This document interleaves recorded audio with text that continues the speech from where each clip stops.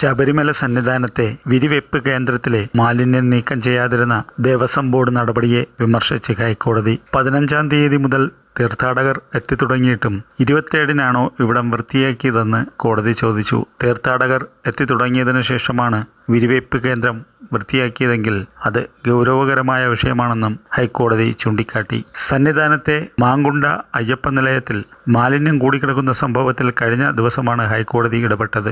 Executive ഓഫീസറോടും special കമ്മീഷണറോടും ഹൈക്കോടതി report തേടിയിരുന്നു. ഏത് ദിവസമാണ് വിരിവെപ്പ് കേന്ദ്രം വൃത്തിയാക്കിയതെന്നായിരുന്നു കേസ് പരിഗണിക്കവേ ഹൈക്കോടതിയുടെ ആദ്യ ചോദ്യം. ചാനലുകളിൽ വാർത്തകൾ വരുന്നതിന് മുൻപ് വൃത്തിയാക്കിയിരുന്നുവെന്ന് എക്സിക്യൂട്ടീവ് ഓഫീസർ മറുപടി നൽകി. തുടർന്നാണ് 15-ാം തീയതി മുതൽ ഭക്തർ എത്തിത്തുടങ്ങിയതെന്നും 27-നാണ് വിരിവെപ്പ് കേന്ദ്രം വൃത്തിയാക്കിയതെങ്കിൽ ഗൗരവകരമായ വിഷയമാണെന്നും കോടതി വ്യക്തമാക്കിയത്. വിരിവെപ്പ് കേന്ദ്രങ്ങൾ എപ്പോൾ എന്ന് വൃത്തിയാക്കി എന്നതിനെക്കുറിച്ച് വിശദമായ സത്യവാങ്മൂലം സമർപ്പിക്കാൻ കോടതി നിർദ്ദേശിച്ചിട്ടുണ്ട്.